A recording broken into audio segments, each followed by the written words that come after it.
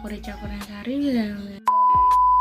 Halo, assalamualaikum warahmatullahi wabarakatuh. Nama aku Rica Kurniasari, bisa dipanggil Rica, NIM 201200028. Aku dari Prodi Manajemen Bisnis Syariah di Sekolah Tinggi Ekonomi Islam Permata Bojonegoro. Nah, untuk kali ini izinin aku untuk sharing ke teman-teman tentang materi manajemen resiko atau risk management. Tujuan aku bikin video kayak gini, yang pertama, yang pasti untuk memenuhi tugas ujian akhir semester aku di Sekolah Tinggi Ekonomi Islam Permata Bojonegoro ini. Oke, cukup ya. Sekarang kita lanjut lagi ke materi yang bakal kita bahas sekarang, yaitu tentang risk management atau manajemen risiko. Aku yakin di sebagian kalian pasti udah pada tahu ya apa sih manajemen risiko itu. Untuk yang pertama, apa sih manajemen risiko itu? Kalian pasti udah bisa nebak lah ya. Singkatnya, manajemen risiko itu adalah segala proses kegiatan yang dilakukan untuk meminimalisir resiko yang akan terjadi di suatu perusahaan. Sepenting apa sih Kak manajemen risiko itu pada perusahaan? Jawabannya penting banget, karena manajemen risiko ini memiliki beberapa tujuan. Yang pertama, sebagai peringatan kewaspadaan. Itu seperti memberi peringatan kepada perusahaan agar lebih waspada kepada risiko yang akan datang di masa yang tidak terduga. Yang kedua, perusahaan juga bisa meningkatkan kinerja perusahaan. Dengan begitu, perusahaan akan lebih hati-hati dan teliti dalam menjalankan pekerjaannya. Selain itu pula, itu bisa menjadikan dorongan agar manajemen lebih produktif lagi untuk kedepannya. Nah, dari tujuan yang dimiliki oleh manajemen risiko ini, bisa mendorong perusahaan agar lebih maju, lebih teliti, dan juga pastinya meminimalisir resiko yang ada. Nah, udah nih bahas pengertian sama tujuan dari manajemen risiko. Selanjutnya, manajemen risiko ini juga mempunyai komponen-komponen loh. Apa aja sih tuh komponen-komponen dari manajemen risiko? Yang pertama ada lingkungan internal. Nah, lingkungan internal ini apa sih maksudnya? Nah, ini resiko yang terjadi karena faktor internal. Biasanya resiko yang terjadi karena faktor internal ini tidak ada sangkut pautnya atau tidak ada hubungannya dengan dunia luar, seperti hubungan dengan pelanggan atau klien. Tapi dengan itu nggak bisa dianggap remeh. Karena apa? Karena dengan begitu itu pasti akan berimbas ke hubungan antara perusahaan dengan pelanggan atau klien. Selanjutnya ada penentuan sasaran. Apa sih itu penentuan sasaran?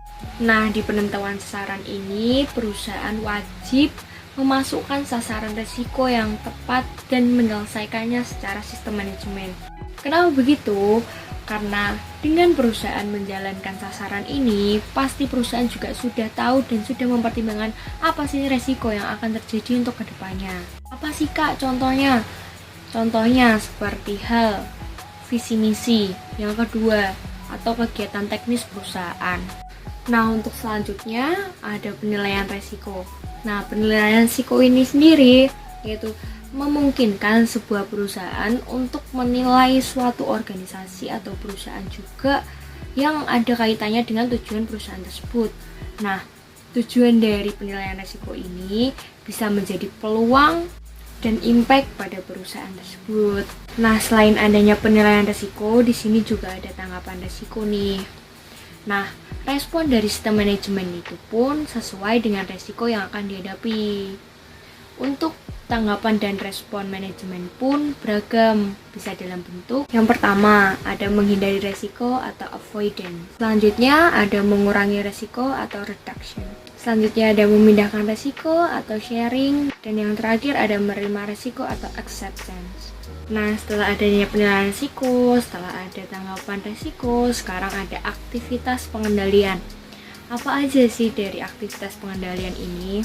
Ada pembuatan kebijakan, ada delegasi wewenang, lalu ada pembuatan kebijakan dan prosedur, ada pemisahan fungsi, adanya pengaman kekayaan perusahaan, dan supervisi. Nah, masih ada dua lagi nih komponen dari manajemen risiko, yaitu ada informasi dan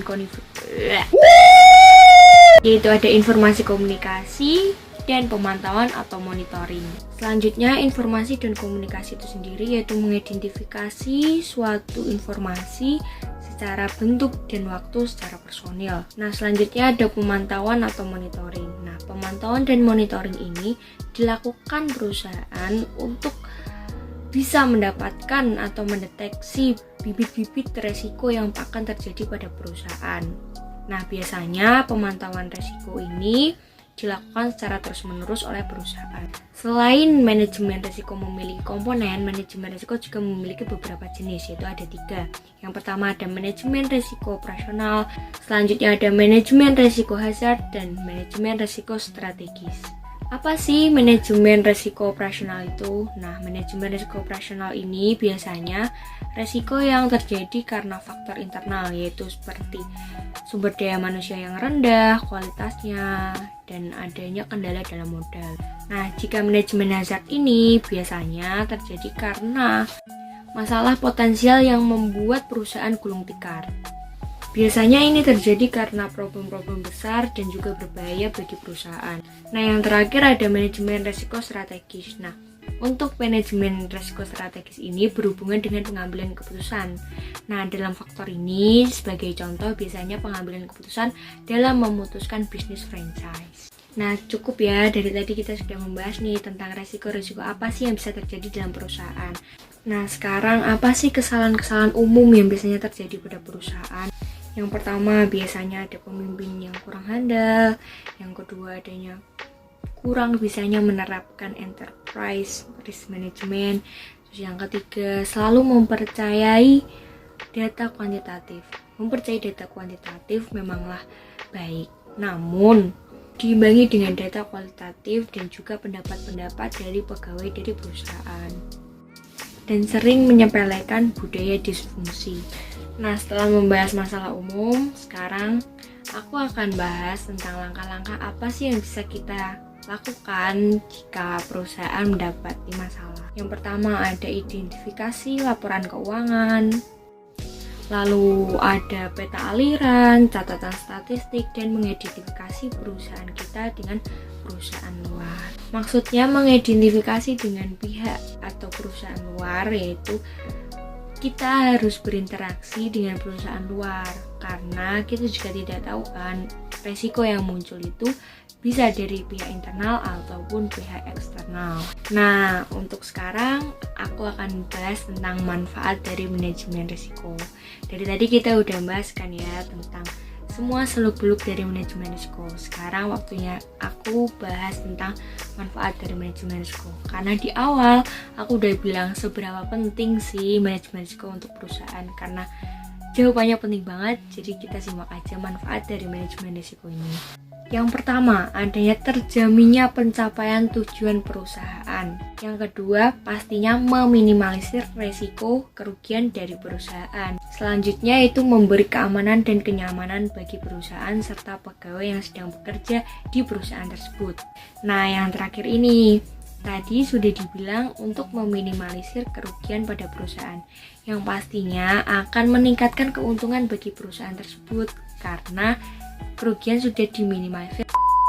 Kalian salfok gak sih? Kayak, Kak, kok katanya untuk memenuhi ujian akhir semester, tapi kok pakai lanyard ini? Emang ini buat apa sih? Nah, di kampus aku, lanyard ini buat ini, kartu ujian.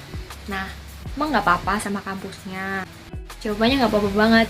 Di kampus aku itu, semua mahasiswa itu pasti diberi kebebasan dalam mengekspresikan diri mereka sendiri. Nah, sistem belajar di kampus aku juga pakai sistem Merdeka Belajar loh, jadi kayak enak banget. Apalagi untuk seorang pekerja seperti aku juga ya, aku juga kerja sambil kuliah, jadi kayak dengan sistem Merdeka Belajar ini enak banget menjalani kuliah dengan enjoy, dan semua materi yang diajarkan itu masuk ke aku. Oke, cukup ya gagal fokusnya. Ya nggak kerasa ya video aku udah selesai tentang pembahasan materi tentang manajemen risiko. Nah, untuk sekarang aku akhirin dulu tentang penyampaian materi aku. Aku mohon maaf jika masih banyak kekurangan dan kesalahan. Kita sama-sama belajar di sini. Jadi, happy watching. Bye bye.